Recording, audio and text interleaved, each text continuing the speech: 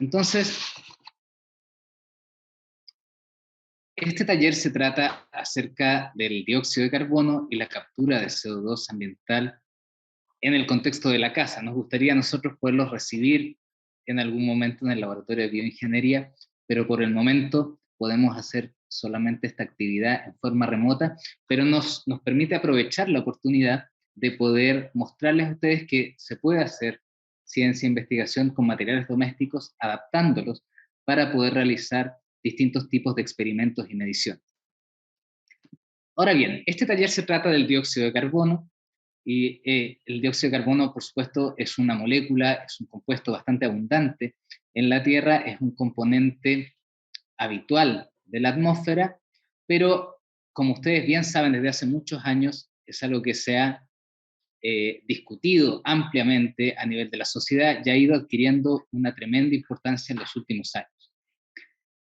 Si bien esto es algo, como les dije, habitual, es un componente de la atmósfera, es un componente minoritario.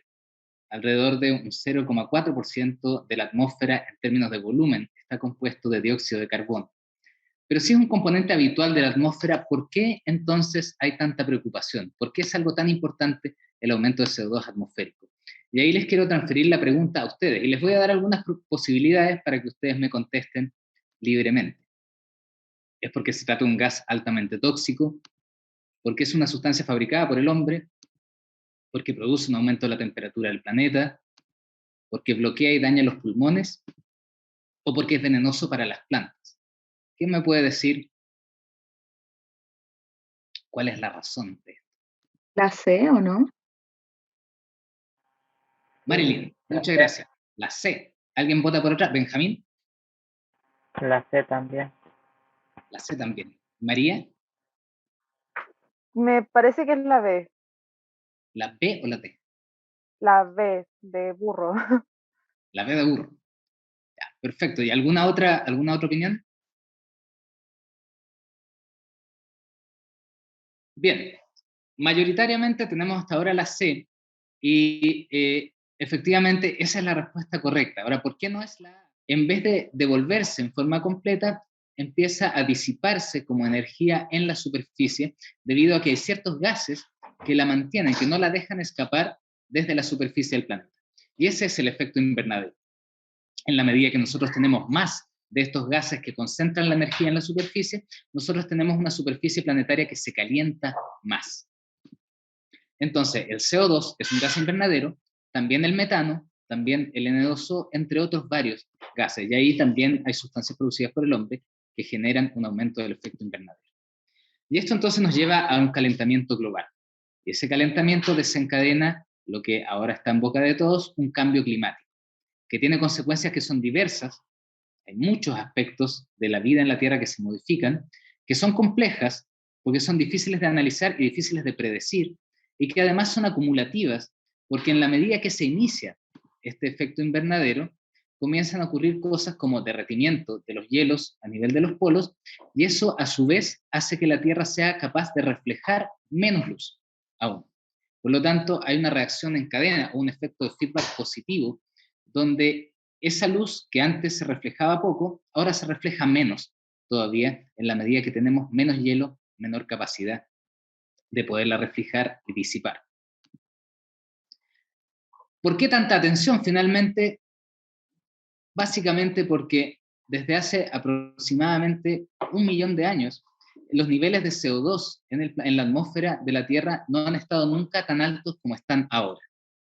Es decir, nos hemos mantenido siempre en un nivel bajo, 300 partes por millón, desde toda la historia del género Homo, prácticamente, incluyendo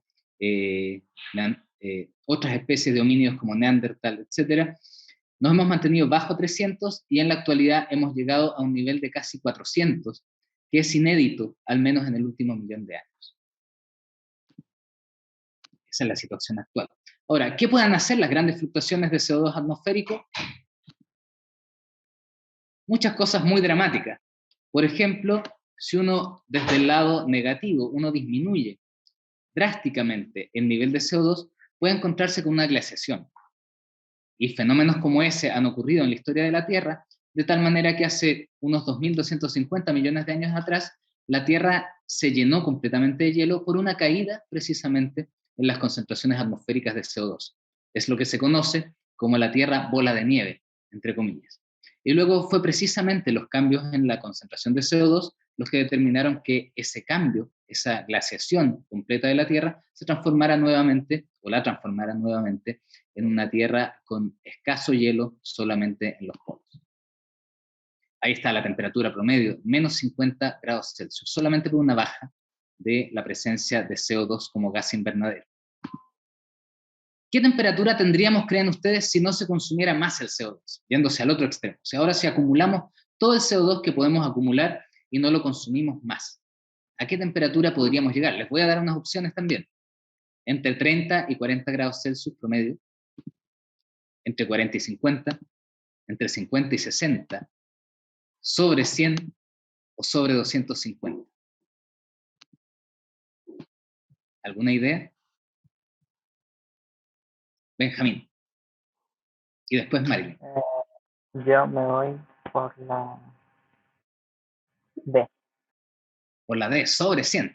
Muy bien. Marilyn.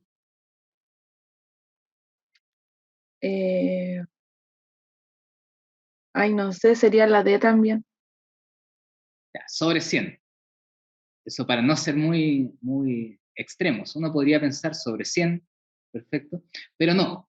La verdad es que la respuesta correcta es la E, sobre 250, alrededor de 290 grados Celsius podría ser la temperatura del planeta si es que nosotros no consumimos de aquí en adelante nada del CO2 y todo el CO2 que está contenido en el carbono, incluso en nuestros cuerpos, estuviera libre en la atmósfera. Ese es el nivel del efecto que tiene la acumulación de CO2. Ahora, esto no es lo único, hay otros aspectos que cambian, que son muy importantes, y esto quizás es menos conocido. El CO2 atmosférico interactúa con el agua a nivel de los océanos y produce lo siguiente que ustedes pueden ver ahí. La disolución de este CO2 va generando, al combinarse con agua, ácido carbónico. Como su nombre lo dice, esta es una sustancia que al generar protones, al disociarse en el agua, disminuye el pH. En otras palabras, acidifica el agua.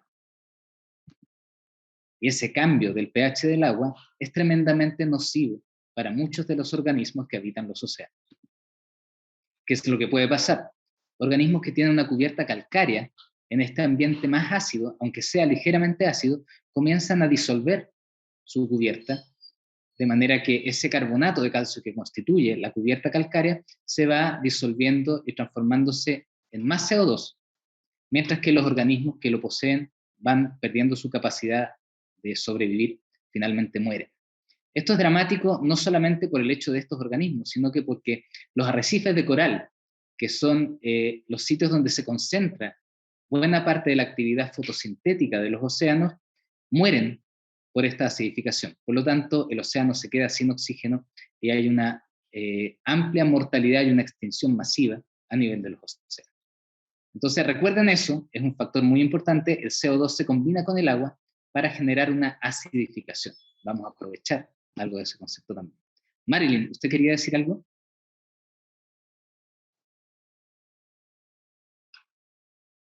No, profe.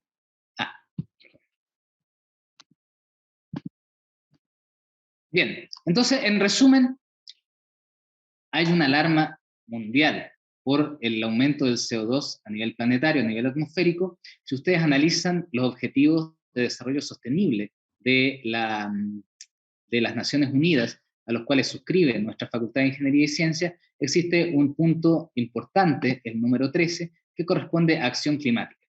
Es una de las cosas que como humanidad estamos evidentemente llamados a resolver.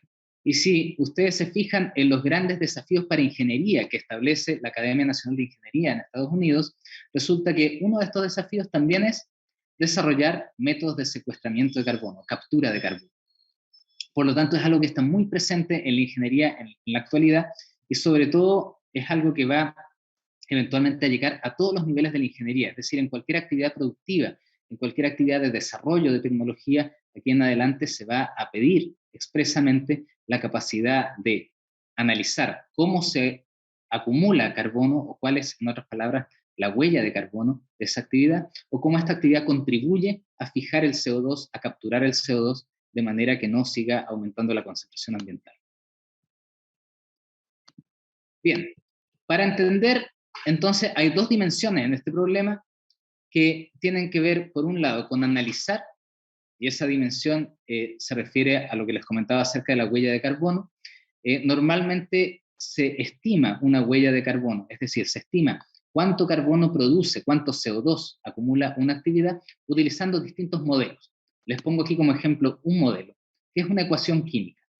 Esa ecuación química lo que hace es mostrar cuál es la relación entre el consumo o la oxidación de una sustancia, como esta que está acá, para producir CO2 como producto y la liberación de energía. Es una ecuación para producir energía que tiene como subproducto la acumulación de dióxido de carbono. ¿Para qué nos sirve este modelo? Bueno, resulta que si yo me energizo mediante esta reacción, si yo la ocupo para producir energía, esta relación establece una identidad entre la cantidad de energía producida y la cantidad de CO2 que estoy obteniendo como subproducto.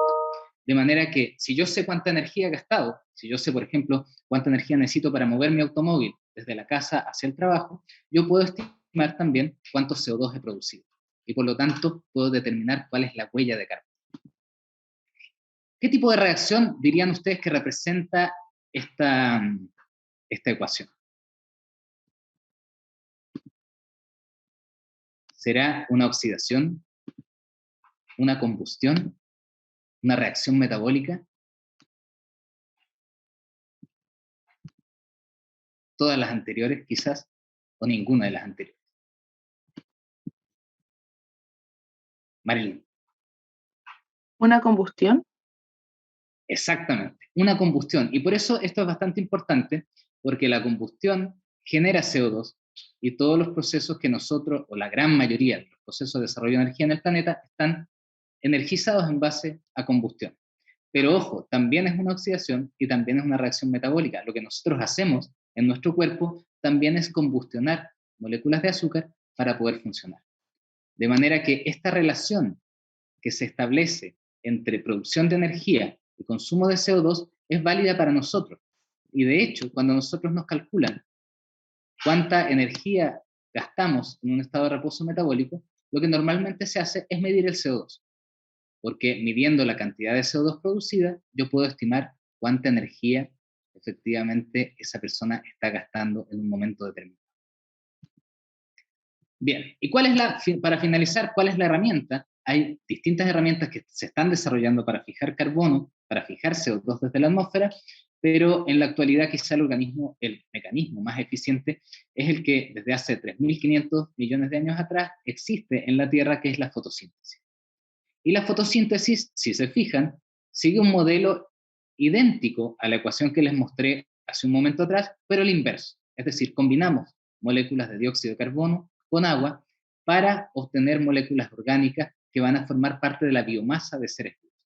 Y entonces ese dióxido de carbono ya no está presente en la atmósfera. Evidentemente, este proceso requiere energía, a diferencia del proceso inverso que produce energía. Entonces, en resumen, los ingenieros buscan nuevas formas para evaluar, para modelar y mejorar o desarrollar sistemas de captura de carbono, pero la actividad biológica es una de las principales herramientas disponibles para fomentar esta captura de CO2. Ahí tienen un ejemplo de los primeros organismos. Estos no son los organismos, son estromatolitos, que son estructuras formadas por cianobacterias, que son efectivamente los primeros organismos fotosintéticos en el planeta. Bien, nuestro desafío entonces es cómo evaluar captura biológica de CO2 en la casa, y déjenme decirles que es un desafío complejo de todas maneras. Todo desafío que involucra bioingeniería requiere sistematización y experimentación. Así que no se desanimen si es algo que no funciona a la primera, porque requiere estandarizar y setear un sistema. Pero vamos a hacer entonces este experimento con los materiales caseros que tenemos. Yo les pedí algunos materiales para poder estimar o comparar cuánto dióxido de carbono se produce, perdón, se fija o se captura a partir de la actividad biológica, por ejemplo, de una planta como organismo fotosintético. Y para eso les pedimos, por ejemplo, un repollo morado, o más bien el agua de cocción de un repollo morado, como este que tengo acá. ¿Qué más les pedimos? ¿Alguien se acuerda o lo tiene por ahí? La botella plástica, el masking tape, Exactamente. También unas gotitas de jugo de limón, una botella plástica, yo la tengo acá, obviamente. 2 bombillas de plástico para beber, o algo análogo, una fuente de luz, y un vaso plástico transparente pequeño, entre algunas pocas herramientas adicionales. Entonces, ¿qué principio creen ustedes que podemos utilizar? De ahí les dejo a ustedes la batuta para poder medir la presencia de CO2 solamente. En base a lo que he dicho, ¿qué creen ustedes que uno puede utilizar para detectar CO2?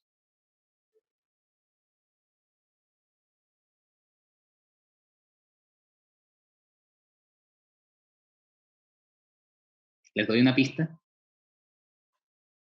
porfa. ¿Se acuerdan cuando les hablé de la acidificación de los océanos? ¿Qué pasa con el pH del agua? Cambia. O sea, se vuelve más Exactamente. ácido. Se acidifica el pH del agua. Aquí en el chat alguien me puso... Ah, ahí están los materiales. Muchas gracias. Bien. Se acidifica el pH del agua. Entonces, quizás si nosotros tuviéramos una manera de determinar acidificación, nosotros podríamos de alguna manera identificar que existe CO2 en un medio, en el aire, por ejemplo. ¿Cómo podemos hacer eso? Y ahí es clave nuestro repollo.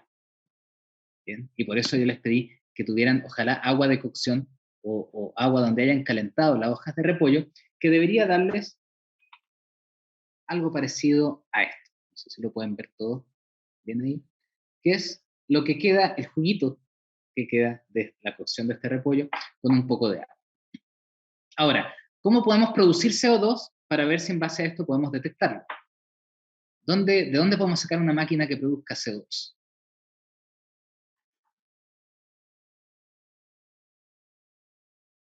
Nosotros producimos CO2. Exactamente, Mario. Nosotros somos una máquina de producir CO2 porque nuestro metabolismo funciona en base a la misma ecuación que les mostré hace un rato. De manera que nosotros combustionamos azúcar para producir CO2. Por lo tanto, nosotros podemos utilizar esto para la producción de CO2. Ahí tienen ustedes, solo como punto de comparación, el aire inhalado por nosotros tiene una cantidad de CO2 100 veces menor al aire que nosotros exhalamos. Por lo tanto, el aire que nosotros podemos soplar contiene muchísimo CO2 que podemos utilizar efectivamente para acidificar un medio acuoso. Muy bien. Entonces, si soplamos sobre un volumen de agua, deberíamos producir acidificación. Esa es la primera regla que podemos utilizar. Hay una cosa adicional que tengo que comentarles, que es que cuando ustedes hacen esta purificación de agua de cocción del repollo, este repollo les puede dar un rango de pH muy alto. Juan José, dígame, te iba a comentar algo.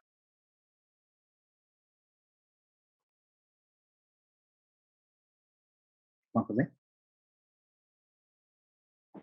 No sé si está silenciado, ¿puede ser?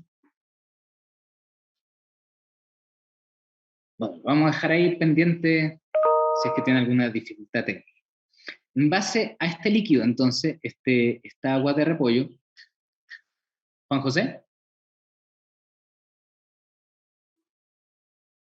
Bueno, ahí lo espero. Nosotros podemos obtener distintos pH y para eso nosotros les pedimos jugo de limón, que ustedes pueden utilizar para acidificar esta solución, y hacemos una prueba acerca de cómo este indicador de pH, que va a ser el jugo de repollo, puede responder ante la presencia de un ácido. Voy a mostrarles entonces, y voy a dejar aquí uno como referencia, qué es lo que pasa. Voy a echar así.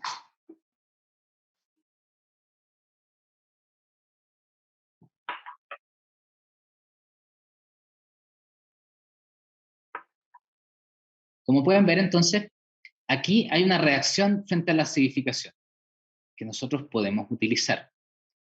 Ahora, este jugo, indicador de repollo es tremendamente versátil.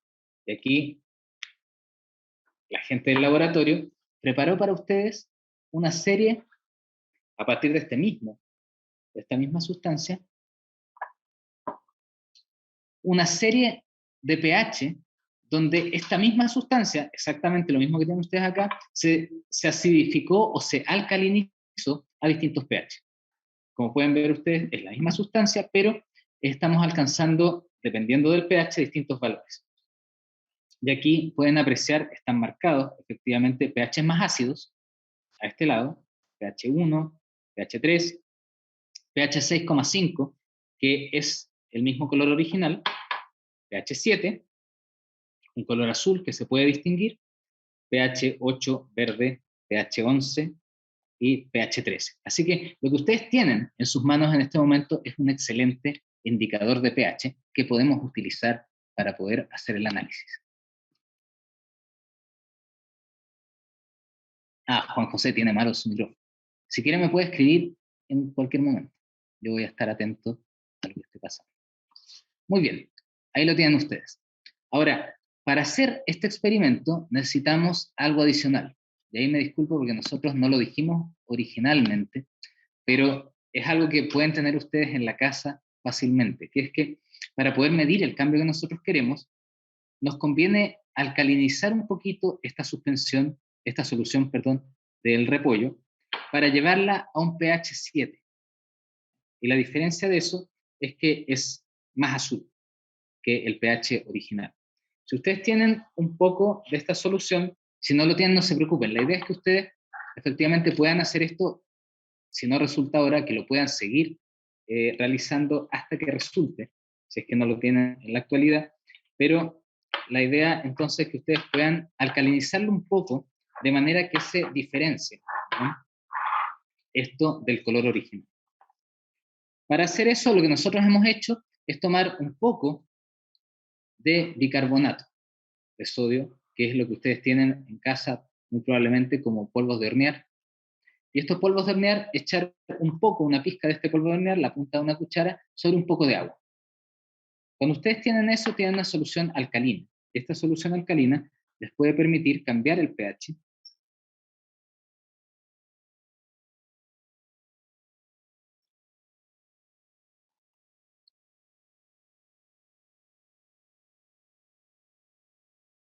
Un poquito más.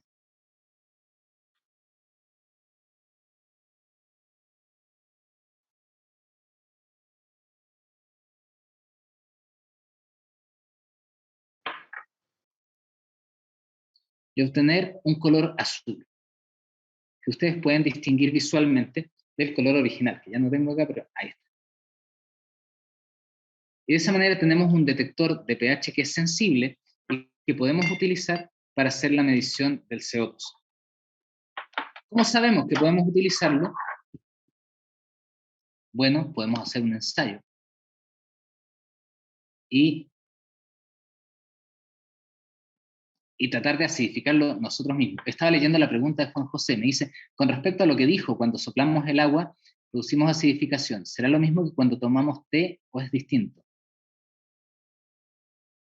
No sé realmente con respecto al té, pero en general si ustedes hacen eso, no sé, tengo un hijo de 5 años y hace eso todo el tiempo con cualquier bebida, con cualquier sustancia que ustedes comiencen a soplar, van a cambiar el pH. Y podemos hacer el ejercicio ahora mismo con una bombilla. De manera que quiero que se fijen entonces el pH que tenemos acá, o sea, el color azul que tenemos acá. Tenemos dos indicadores del mismo color y voy a hacer el ejercicio de ver cuánto me demora, si alguien me puede tomar el tiempo, en acidificar esto con mi propio metabolismo.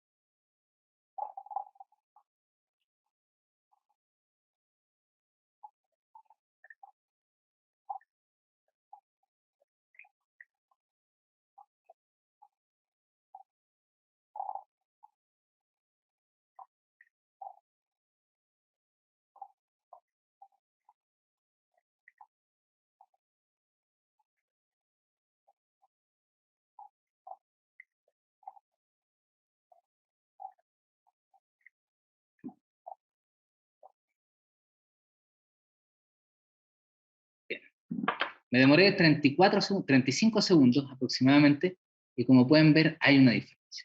Lo podemos ver fácilmente. Si ustedes ocupan, entonces, un vasito como este, un vaso desechable, por ejemplo, de un recipiente de jalea, y ponen un poco de su detector de repollo, le agregan un poco de carbonato, de bicarbonato, y pueden entonces detectar ahora la acidificación producida por el CO2. Bien, aquí me preguntan acerca de la temperatura del agua. Idealmente, que el agua esté fría. Lo que podemos hacer es que del momento que ustedes, si la tienen en una olla, del momento que ustedes la traspasen, al recipiente se va a enfriar muy rápido. Va a ser cosa de un par de minutos y va a estar suficientemente fría para que ustedes puedan hacer el experimento. Bien. Entonces, ¿qué nos queda? Tenemos un mecanismo para detectar la acidificación producida por el CO2. Le hemos pedido entonces que ojalá acoplen este mecanismo a un sistema donde puedan poner algún organismo que tenga la capacidad de fijar CO2. Yo tengo aquí uno. Y la idea entonces es que ahora ustedes, no sé cuánto tiempo tenemos, pero que diseñen, al menos en concepto. Como les digo, puede ser que esto haya que ensayarlo varias veces, y esto es parte de lo que en bioingeniería significa sistematizar, experimentar, probar, determinar si no hay fugas en el sistema, pero la idea es que ustedes diseñen de alguna manera en que a ustedes se les ocurra, podamos probar. ¿Qué es lo que pasa cuando yo acidifico, como lo acabo de hacer, demorándome 35 segundos? No, sí, tan poquito, 35 segundos en acidificar. Estoy metabólicamente muy activo. ¿Y cómo yo voy a medir o puedo medir el efecto de una planta que yo estoy sometiendo a una fuente de luz para esa acidificación? Es decir, si de alguna manera la planta es capaz de aminorar o disminuir el efecto del CO2 sobre el agua. Ese sería el mecanismo que ustedes debieran diseñar. Así que abro el foro para que ustedes nos hagan preguntas. Yo voy a empezar a trabajar aquí desarrollando el sistema como se me ocurre a mí, pero la idea es que ustedes, como interesados en ingeniería, también participen diseñando un modelo, un sistema que a ustedes les convenga para hacer esto mismo. ¿Alguna pregunta?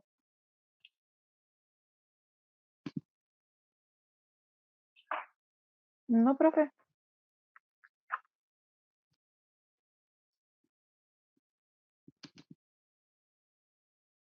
Muy bien. Entonces, yo voy a partir haciendo un diseño de propia cosecha, mientras ustedes también empiecen a trabajar. Y la idea es que al final nosotros vamos a hacer un ensayo similar, hecho ya con un sistema que está prearmado acá, con parte de los distintos materiales que les hemos pedido, para que comparemos efectivamente si logramos un tiempo mayor, y esa diferencia que nos podamos demorar en acidificar, lo podemos asignar a la capacidad de captura de CO2 que tiene el organismo fotosintético que vamos a poner aquí adentro.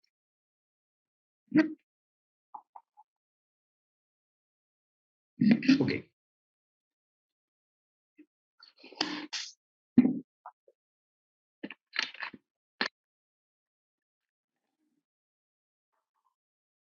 Yo tengo aquí esta botella y, como les decía, tengo esta planta. Si ustedes quieren, pueden mutearme y empezar a trabajar en su propia idea. Yo solamente voy a empezar a trabajarlo aquí para que ustedes lo puedan ver. Ok, tenemos una botella entonces que podemos acoplar a una planta que está en este formato de acá, y puede haber distintas maneras de hacer esto. Lo que nosotros podemos hacer efectivamente es poner la masa vegetal dentro de este recipiente, tratando, ojalá, de no lastimar. No sé si me está resultando mucho.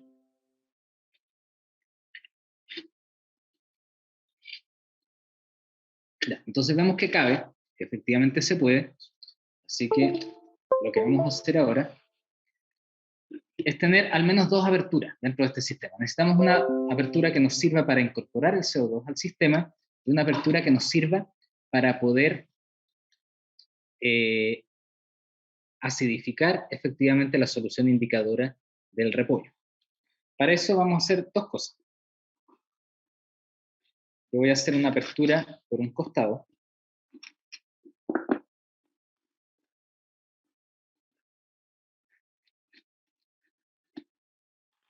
Yo les había pedido algo tan sencillo como un destornillador de cruz, porque eso nos permite agrandar un poquito este agujero para poner una bombilla.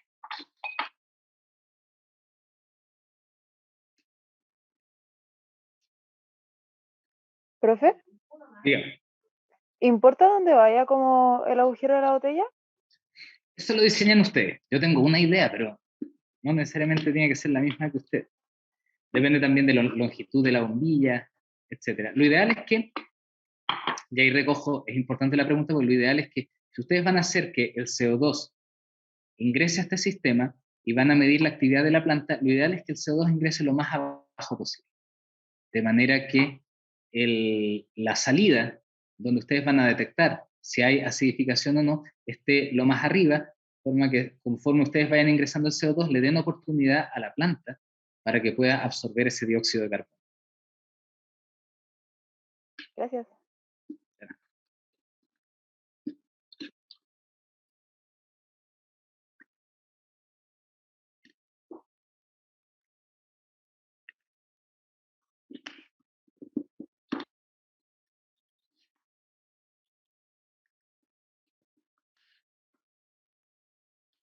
Yo elegí ocupar una de estas bombillas que se pueden doblar de manera de tener este vástago pegado aquí y poder acidificar lo más abajo posible directamente en la base de la planta.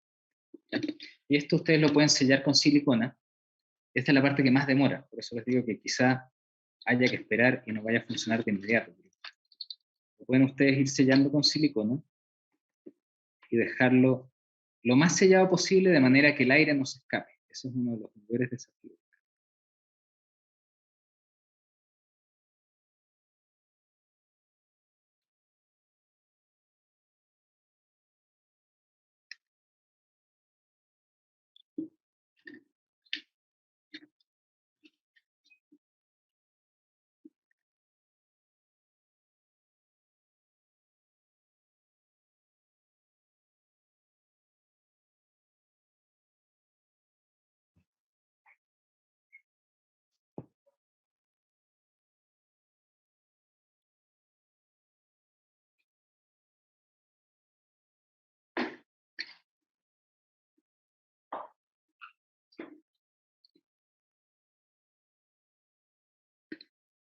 Este sería un buen ejemplo de una forma de hacer ingresar el CO2 lo más abajo que se pueda. Y acoplado para que ustedes puedan soplar e ingresar el CO2 a partir de esta bombilla. ¿Qué podemos hacer con la acidificación arriba? Ojalá lo más arriba posible. Yo tengo una idea. No sé si ocuparon.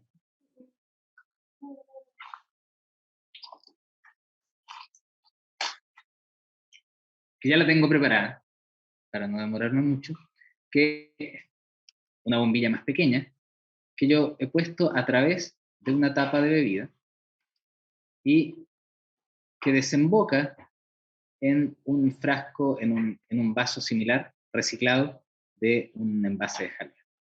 Esto acopla perfectamente acá. Nos puede servir como un sistema de captura. Ahora, justo este yo lo hice mal, tengo que admitirlo, lo puse muy arriba. Eso sí requiere mucho volumen. Así que idealmente deberíamos ocupar, vamos a tratar de hacer otro poquito.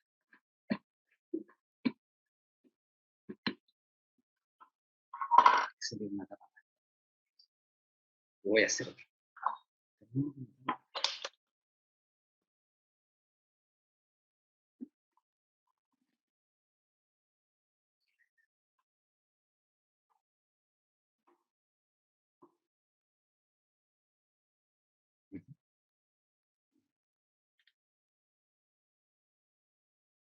Bien, no les puedo decir que no hagan esto en casa porque precisamente estamos en eso.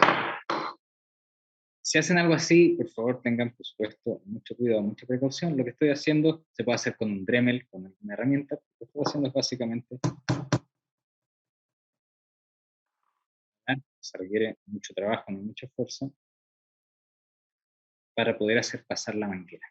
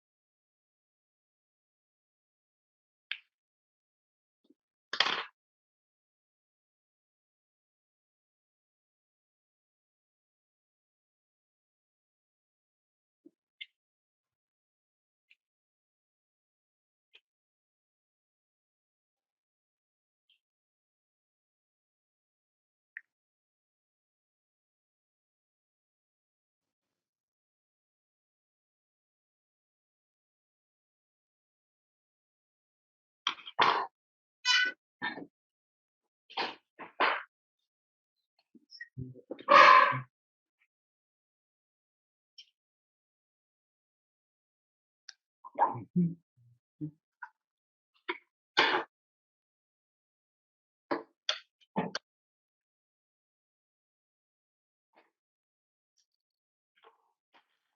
Ok. Entonces tengo que verificar que tengo una apertura por la cual puede pasar una bombilla. Necesito un poquito más de espacio.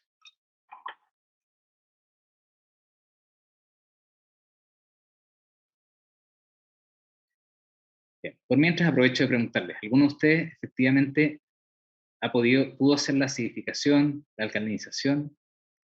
¿Tienen su solución de colorante indicador? ¿Profe? Dígame. Yo lo logré hacer. Primero eché un poco del agua en el que esto, usé en este caso el del yogur mientras tanto, Ajá. y le eché primero el polvo Royal. Y ahí, claro, la solución se volvió un poco más alcalina y después le eché el limón y volvió a ser como más roja. Perfecto. Ahora está bien acidificada. Entonces, si tiene más, lo ideal sería ocupar más, nuevamente, para hacer el experimento, ahora de acidificarla con el propio CO2.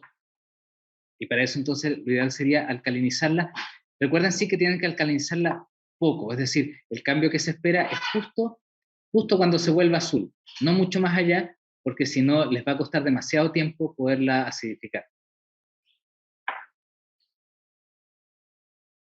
Profe, ¿y si le echáramos más, si la volviéramos más alcalina, la solución cambiaría de color o seguiría Sí, siendo azul? no, de hecho, como les comentaba, aquí están lo que hicieron acá las personas en el laboratorio. eh, Partieron de esta solución, de este mismo color. Este es el color al que queremos llegar al alcalinizar, pero si ustedes siguen alcalinizando a pH 8, van a obtener un color verde, y luego a pH 11, un amarillo, verde amarillo, digamos, y luego un amarillo intenso a pH 13. Entonces, la versatilidad, eso es lo bueno del repollo, es que nos da todo este rango para poder trabajar. Ah, pero no todo. Es que me acuerdo que el año pasado hice un trabajo de biología en que tuve que hacer como sobre el pigmento, no el pigmento, el producto que tienen como los frutos rojos, y ahí estuvimos analizando como los cambios de color que tenían. Pero claro, el fruto rojo solamente analizamos como la diferencia entre los arándanos y las frambuesas, por decirle algo, Ajá. ya que claro, unos eran más ácidos y los otros eran más alcalinos. Pero ellos en teoría también podrían llegar al color amarillo o no todos llegan. Depende de cada combinación de pigmentos. Son sustancias distintas. Entonces, al ser distintas, son coloraciones distintas. Hay indicadores que se vuelven, por ejemplo, amarillos en pH ácido, a diferencia de este que se vuelve amarillo en pH alcalino. Y aquí la mezcla de compuestos que tiene cada planta es distinta, y por eso tenemos cambios de distinto tipo. Gracias.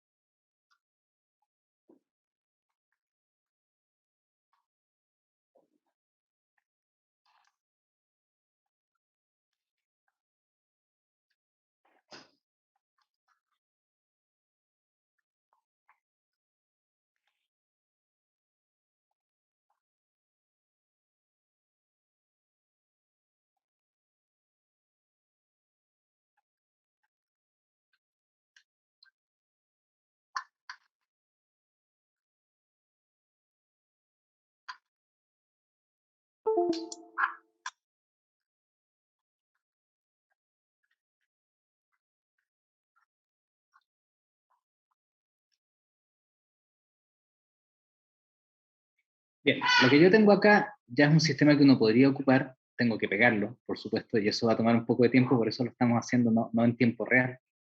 Eh, Efectivamente me permite recolectar lo que se vaya produciendo en la botella y que vaya burbujeando sobre la solución que yo voy a poner acá, que va a ser la solución de colorante.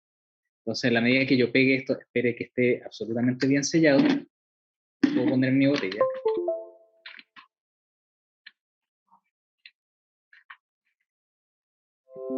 Ponerlo acá. Y de esa manera voy a tener un sistema que permite el ingreso, un sistema que va a permitir la salida del aire pasando por este sistema. Okay. Lo voy a dejar sin pegar porque lo vamos a hacer con un sistema que ya está preparado. Y entonces lo voy a poner acá.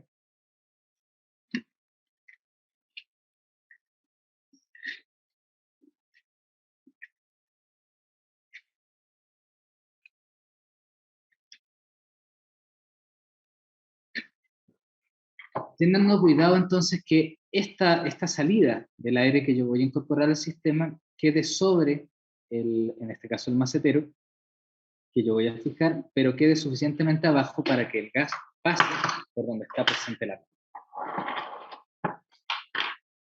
¿Okay? Ahora, ¿cómo sellar este sistema? Hay varias formas que ustedes pueden encontrar. Pueden poner algún sistema alrededor del macetero que les permita sellar. Pueden sellar por abajo, por ejemplo, de forma que, esto bueno, aquí en este caso tendríamos que bajar un poco más.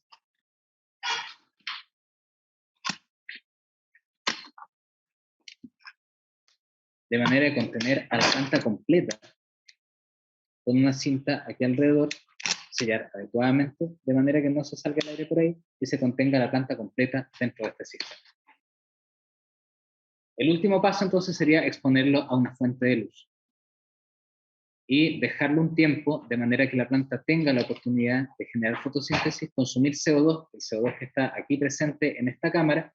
Cuando ustedes empujen el aire al soplar, entonces van a poder ver cuál es la contribución que hace la planta en términos de reducir la cantidad de CO2 y por lo tanto retardar el proceso de acidificación.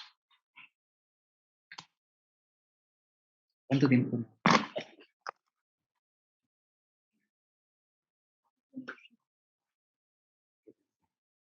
Muy bien. Me gustaría consultar en qué van ustedes. ¿Han llegado a algo parecido? ¿Han estado tratando de hacer un sistema? María. Yo estoy perforando la tapa aún porque no logro que pase la bombilla, pero ya perforé la botella y puse la otra bombilla por la que va a entrar el aire. Y tenía una duda aparte, lo que pasa es que mi botella es como un poco más angosta. Si la pongo como en la tierra, Es ¿funciona de una la buena misma forma? estrategia, sí, es una buena idea, exactamente.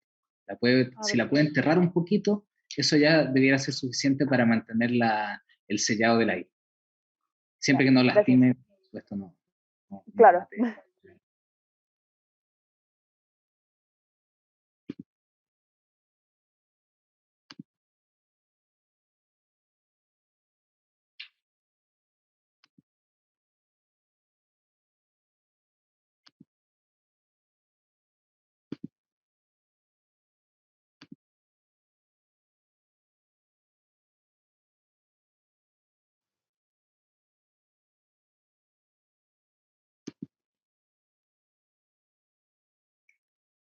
Bueno, quizá mientras les damos un tiempo vamos a empezar a setear para probar nuestro sistema. Así que nos dan unos minutos, vamos a poner nuestro sistema acá y vamos a estar listos para hacer una prueba.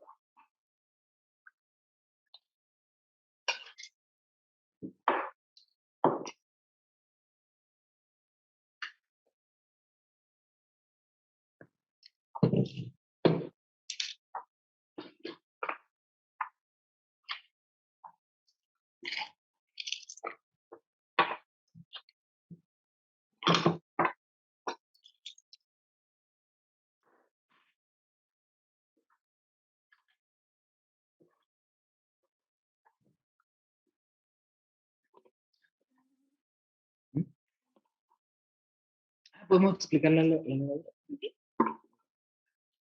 ¿Tienes una ahí? Bien.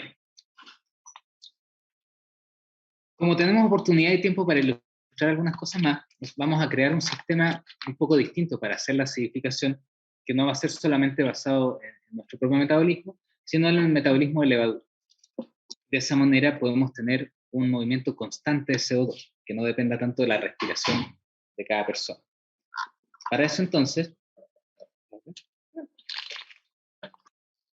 lo que ustedes pueden hacer, esto no era necesario que ustedes lo tuvieran como material, les estoy comentando que ustedes pueden, si quieren, a futuro, ensayar un sistema ocupando la producción de CO2 por parte de levadura.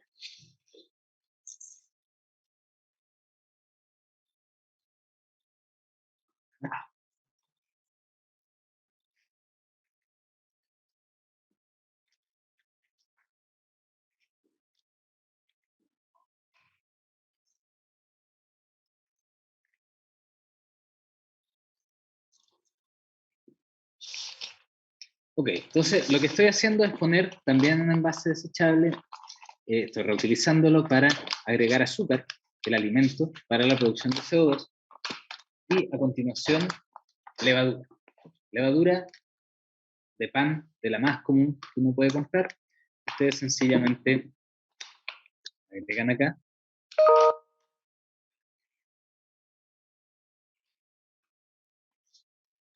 Esta levadura viene deshidratada. Es el microorganismo. La levadura, ustedes saben, es un tipo de hongo que al momento de hidratarse inmediatamente comienza a metabolizar el azúcar que uno le agrega y como subproducto de ese metabolismo produce CO2.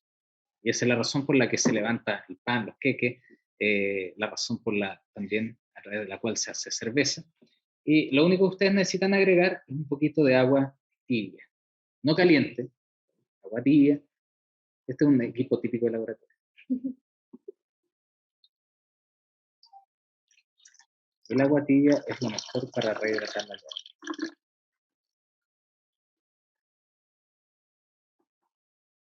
No es necesario que la agiten, de hecho no le conviene muchas veces a la levadura que la agiten, basta que ustedes la dejen acá y vamos a dejar que esto reaccione solo, el azúcar se va disolviendo y la misma levadura se va activando y luego lo vamos a evaluar en términos de su capacidad para producir CO2 y acidificar nuestro mismo indicador.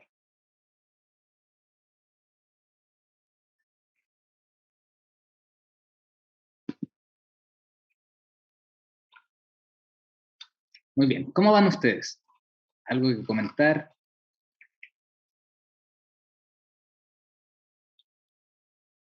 No, nada, todo bien. ¿Tienen ya alguien un sistema con una planta donde haya logrado poner su cámara de captura sobre la planta?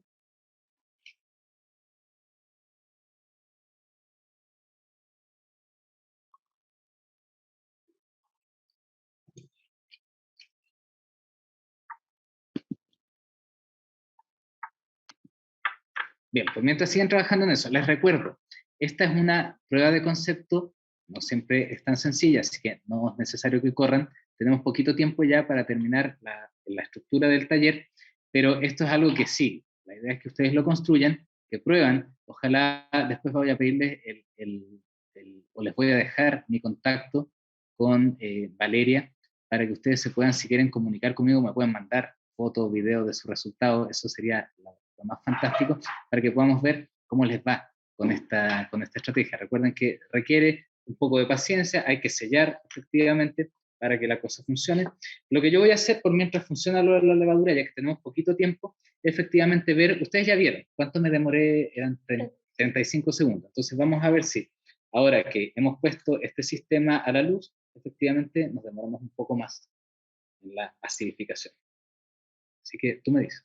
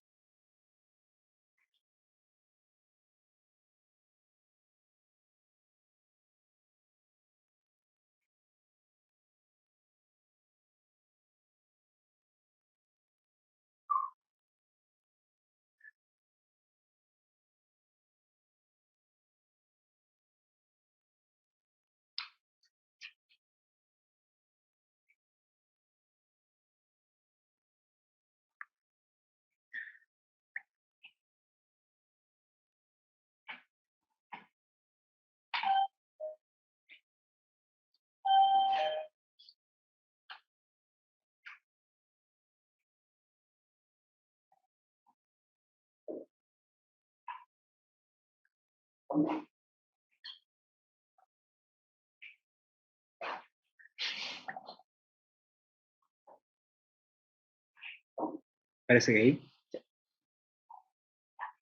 ¿Cuánto tiempo? 1:30. Bien, 1 minuto 36, aquí tengo lo que hicimos antes. En realidad no llegué al mismo color todavía, pero estoy casi, digamos, estoy claramente en el morado, más allá que en el azul, de manera que tenemos una diferencia de tiempo, 1 minuto aproximadamente de diferencia de tiempo, que está dada entonces por lo que está pasando aquí adentro. Entonces tenemos una forma en que un retraso, donde efectivamente podemos ver una contribución de la planta como organismo fijador de dióxido de carbono ante la acidificación que estamos detectando mediante nuestro sistema. Esa es una forma, entonces, en que podemos detectar y comparar la capacidad fotosintética. Si queremos hacer esto con distintas plantas, podemos comparar entonces la capacidad fotosintética de distintas plantas en esta condición, dentro de esta cámara. Bien, y es un sistema que podemos utilizar. Esta idea, este concepto validado acá, es lo que se ocupa normalmente en sistemas de detección de fotosíntesis, que son mucho más sofisticados, por cierto, pero que ocupamos aquí en el laboratorio, que se basan específicamente en la captura de CO2, en la disminución del CO2 que se detecta mediante otros mecanismos, mediante otro tipo de detectores, electrodos, detección por absorbancia, etc. ¿Bien? Pero es un mecanismo que habitualmente utilizaríamos entonces para la detección, pero que podemos validar también a nivel de materiales domésticos. ¿Alguna pregunta?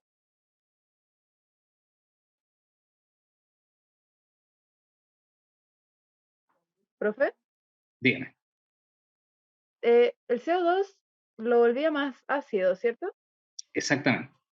Y en estricto rigor, más o menos, ¿cuánto se podría demorar la planta en volver la solución como el agua de repollo más ácida?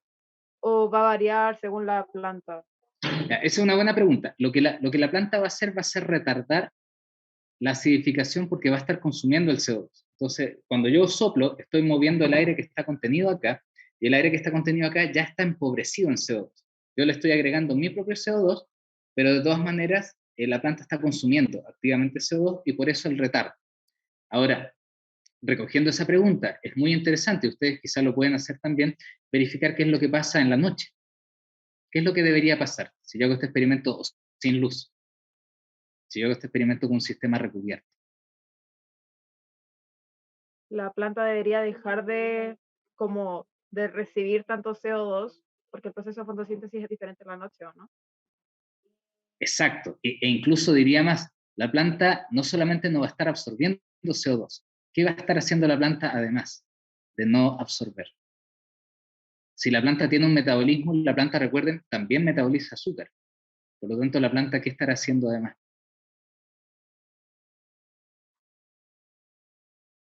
Va a producir CO2. Entonces, no solo nos va a servir como fijador de CO2, sino que además va a estar produciendo CO2 en la medida que esté metabolizando. Ahora, la diferencia es que la planta produce muy poquito CO2 respecto a la cantidad de CO2 que nosotros producimos, ya que ocupamos muchísimo más energía.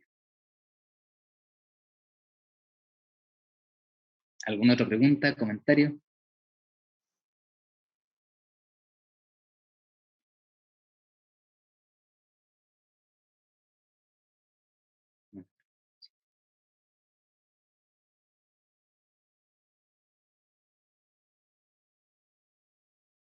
Bueno, ya lo saben entonces, tenemos mecanismos, sistemas en que ustedes pueden fabricar un sistema de comparación, de detección de la captura de CO2, y eso les puede servir para poder estimar la capacidad fotosintética, por ejemplo, de distintas plantas, y asimismo este mismo sistema les puede, por ejemplo, servir para determinar el metabolismo de una persona en reposo. ¿Qué tanto CO2, qué tanta capacidad de acidificar tiene una persona en un estado de reposo? Y lo podrían detectar de esta misma forma. Ustedes podrían comparar si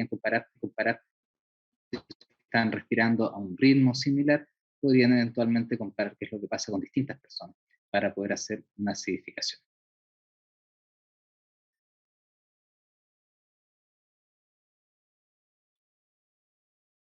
En ese comentario, Profesor, entonces, dígame. aún tenemos como 3 minutos. Ah, perfecto. Ya,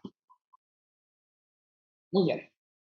Entonces, les voy a mostrar qué es lo que pasó con la levadura. La teníamos acá. Y... ya, perfecto. Acuérdense que estamos haciendo este proceso, aquí está siendo hecho en paralelo, un poquito antes en realidad, con otra levadura, y estamos acidificando. Esta levadura, como les dije, se demora en hidratar y se demora un poco en partir, pero está empezando recién a producir un poquito de CO2, y mientras tanto, como esto ya tiene un trabajo previo de parte del personal aquí presente, hay levadura que ya pusimos en esta situación, y efectivamente ya se puede ver que así Familia, pasamos hemos llegado a La Serena Downtown.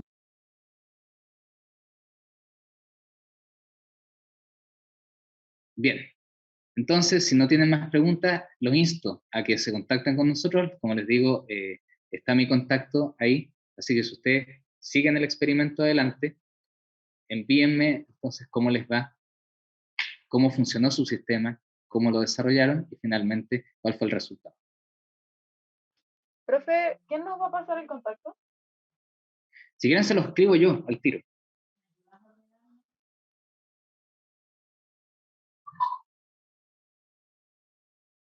Entonces se los paso. Denme.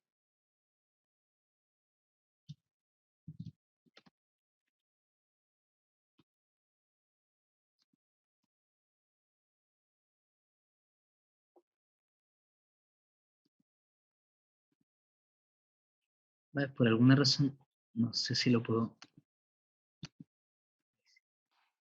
Ahí está mi correo. Pues mientras terminamos, les quiero presentar al equipo. Las personas que estuvieron trabajando acá, solamente para que se vean, no estoy yo acá solo haciendo esto, sino que hay personas que han preparado todo esto. Así que ahí están. Ay, perdón.